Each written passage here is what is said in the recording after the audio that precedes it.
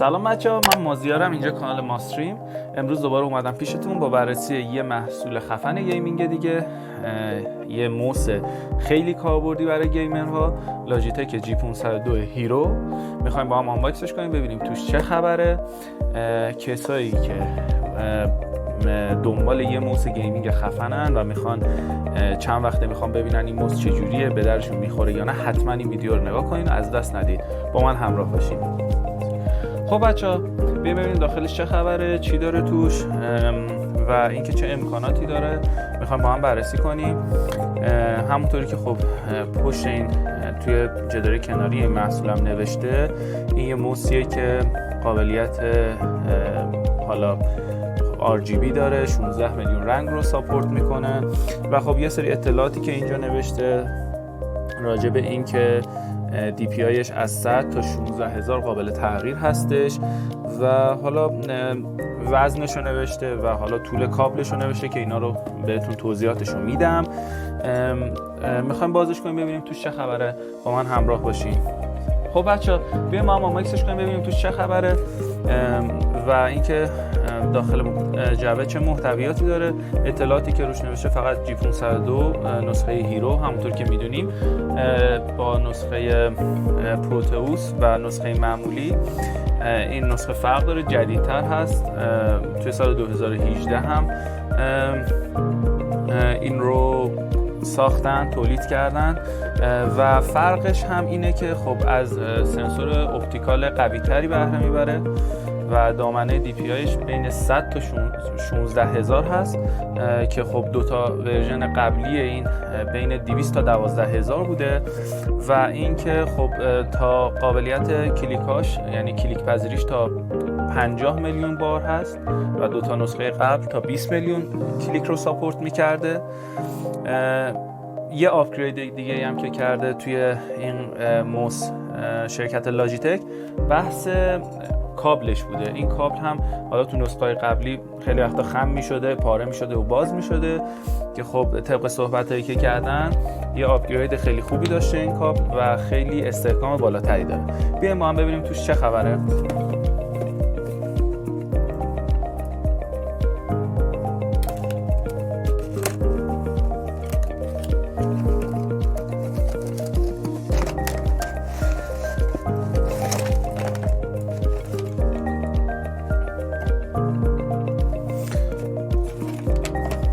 خب بچه، این خود موس هست طبق معمول، یه احتمالا یوزر منوال داره مثل همیشه.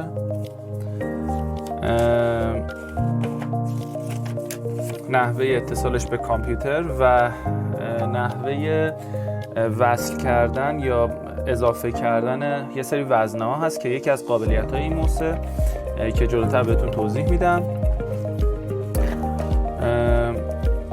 یه حالت حالا دو تا استیکر مانند داره و یه باکس پلاستیکی داره که وزنه هایی هست که شما میتونید وزن موس رو باهاش کم یا زیاد بکنید.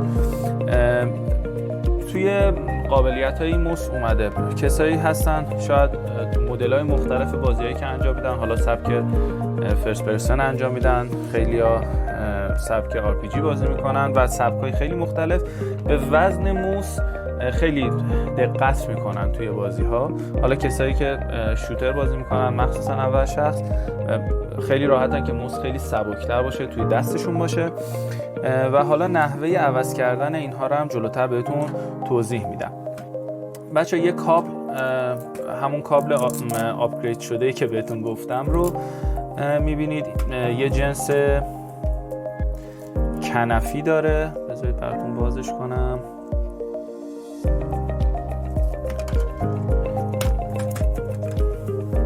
یه جنس خیلی کنفی خیلی محکمی داره و خب روی این بخشی که داخل دانگل USB هم میشه مثل همیشه همین آرم لاجیتک رو زدن.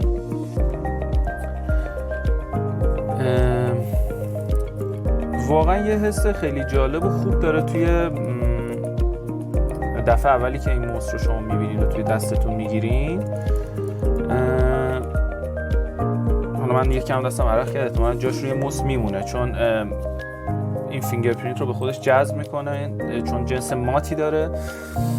یه سری دکمه هست اینجا، 2 تا دکمه کناری داره، این برای کم و زیاد کردن DPI موسه، میتونید کم یا زیاد بکنید. یه دکمه اینجا هست که حالا قابل برنامه ریزی هست. این دکمه ها همونطور که میدونید توی نرم افزار خود لاجیتک قابل برنامه ریزی هست، میتونید کارهای مختلفی انجام بدین باهاش، معمولا برای کم یا زیاد کردن DPI. ولی خب این دوتا رو لاجیتک گذاشته که خیلی دم دست‌تر باشه. 2 تا کلید کناری داره که حالا اینا هم قابل برنامه ریزی هست و یه دونه دکمه اضافه هم این گوشه داره بچه‌ها، اگه خوب دقت بکنید.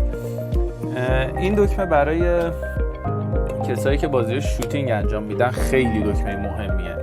دلیلش هم اینه که شما با برنامه‌ای که همراه با موس لاجیتک میتونید دانلود کنید و این موس رو باهاش به قول معروف برنامه ریزی کنید، میتونید به این دکمه یه برنامه‌ای بدید که الان هم به صورت دیفالت رو خودش هست برای کم یا زیاد کردن DPI موس به صورت مقطعی، یعنی توی 1 ثانیه است. خب شما فرض کنید مثلا دارید یه بازی شوتر انجام میدید و تفنگ اسنایپ دارید یه نقطه خیلی دور رو ایم میکنید، توی 1 لحظه نیاز دارید سرعت موس یا DPI موستون بیاد پایین که شما بتونید لاک کنید روی هدف دقیقاً تو زمانی که میخواید. حالا توی کل بازی شما میدونید هرچی سرعت یا DPI موس بالاتر باشه خب ریاکشنتون قوی تره و میتونید خیلی سریعتر ریاکشن نشون بدید. این دکمه واسه زمانیه که شما اون حالت عادی رو دارید ولی میخواید یه نقطه خیلی دور رو بزنید، 1 لحظه نیاز دارید فقط DPI موستون کم بشه. زمانی که اینو نگه می‌دارید، مثلا اگه DPI حالت عادیتون دیفالتتون رو 4000 باشه میتونید اینو تعریف کنید رو 2000. زمانی که نگهش می‌دارید تا زمانی که ولش می‌کنید DPI تون روی 2000 فیکس میشه، یعنی روی DPI دومتون فیکس میشه که خیلی کاربردی هست برای گیمرها.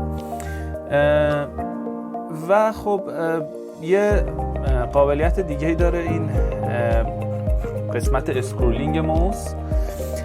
مثل همه موس‌ها نیست بچه‌ها. ببینید حالت عادی که حالا تو همه موس‌ها شما می‌بینید هست، یه فرقی که داره اینه که اسکرول موس به سمت چپ و راست کلیک پذیر هست و میتونید قابلیت مختلف بدید. اصلا میتونید برای ریلود کردن، میتونید برای نایف، میتونید برای گرینید کردن اصلا ازش استفاده کنید توی برنامه و خیلی به درد بخوره بچه‌ها. یعنی داره اگه حالا آشنایی داشته باشید با کنسول، کار اون فشار دادن وسط آنالوگا رو انجام میده. میگم یه سری برنامه‌ریزی‌های خاص میشه واسش کرد توی همون برنامه خود لاجیتک.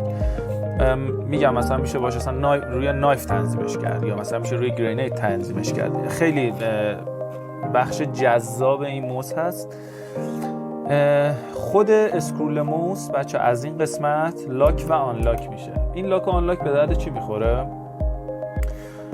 شما یه زمانی نیاز دارین خیلی سریع بین یه لیستی بالا و پایین برید، نمیخواین 10 بار اسکرول موس رو بچرخونید. آنلاکشو میزنید و میچرخه تا من حالا خودتونم میتونید تست کنید. من تو صفحه‌های خیلی بلنده مثلا اینترنت می‌خواستم سرچ کنم، یه دور که اینو میذارم دستم میدم تا آخر صفحه اسکرول میشه. توی گیم هم خیلی به دردمون میخوره. میدونیم بعضی وقتا توی انتخاب اصطلاحات توی لیست بلند ما می‌خوایم از اول بریم روی آخر، با یه دونه اسکرول خیلی سریع میریم رو آخریه و دوباره لاک میشه. نگاه کنید میچرخونیم لاک میشه. این قابلیتایی که حالا داشت و من تونستم براتون توضیحش بدم. یه قابلیت خیلی جالب دیگه هم که این موس داره، بخش وزنه هاییه که ما میتونیم توش قرار بدیم برای کم یا زیاد کردن وزن موس. این موس تو حالت عادی 110 گرم وزن داره، از انتها تا ابتداش تقریبا 13 سانتی متر طولش هست و 1 متر و 90 سانتی متر هم کابل موس هست. حالا کسایی که میخوان وزن موس رو کم یا زیاد بکنن، از کنار موس بچه‌ها میتونین در این رو باز بکنید، کف موس رو، و اینجا دقیقاً همین شکل هایی که وزنه هایی که به همین شکل طراحی شدن اینجا قرار میگیرن. ببینید من هر کدومش هم اگه اشتباه نکنم الان مثلا روی زده درسته 3.5 گرم هست، میشه 113.5 گرم. یا این مثلا اضافه کنیم دوباره یه 3.5 گرم بهش اضافه میشه مثلا 113.5 با نیم میشه 100 تقریبا 17 گرم. و همینطور ما 3 گرم به این میتونیم اضافه کنیم تا به وزن دلخواهمون برسیم. الان من که اینو اضافه میکنم احساس میکنم یه مس خیلی سنگین دارم. درشم ببندم. یه مس خیلی سنگین دارم و انقدر ارگونومیک این مس خوب هست و خوب طراحی شده که با هر وزنی هم که داشته باشه واقعا توی دست هست. ببینید کامل قسمتی که شست قرار میگیره رو با این انحنای دستتون کامل میپوشونه. 2 کلیک بالایی کاملا تو دسته، کلیکی که توضیحاتشو بهتون دادم کاملا قابل دسترسه. کم یا زیاد کردن دی پی آی هم همینطور. و خیلی بچه‌ها موس خوش دستیه. من سایز دستم خیلی بزرگه و این موس برای سایز دست من یه موس کوچیک محسوب میشه، ولی خیلی راحتم باهاش، خیلی احساس راحتی باهاش میکنم. و میگم یه سری حالا قابلیت ها هست که ما گیمرها خیلی بهش توجه میکنیم توی موس. اول از همه دی پی آی خیلی خوبه که این موس قطعا داره، اضافه یا کم کردن وزنه که باز همین موس داره، کابل خیلی مقاومه که ما بخوایم چند وقت باش کار بکنیم با این موس خراب نشه، باز همین امکان رو داره این موس. و یه سری دکمه‌های قابل برنامه‌ریزی خیلی زیاد و دم دست. به همین دلیله که این موس از سال 2018 که اومده تا الان همچنان موس مورد نظر خیلی از گیمرهای حرفه‌ایه. و بهتون پیشنهاد میکنم بچه اگه دنبال یه موس خیلی خفن، خیلی ارگونومیک، خیلی راحت برای بازی کردن هستین، جی 502 هیرو رو بهتون پیشنهاد میدم. امیدوارم همتون بتونید داشته باشینش، بتونید بخریدش، ازش استفاده خیلی خوب بکنید توی گیمتون. و اگه سوالی دارید راجع به این موس، راجع به تنظیماتی که میتونه انجام بده یه نفر برای این موس و هر سوال دیگه، خوشحال میشم توی کامنت ها ازم بپرسین. مثل همیشه دکمه لایک سابسکرایب یادتون نره. اگه از این ویدیو خوشتون اومد برای دوستاتون شیر بکنید، به اشتراک بذارید و خیلی دوستتون دارم. مخلصیم. شب و روزتون بخیر. خداحافظ.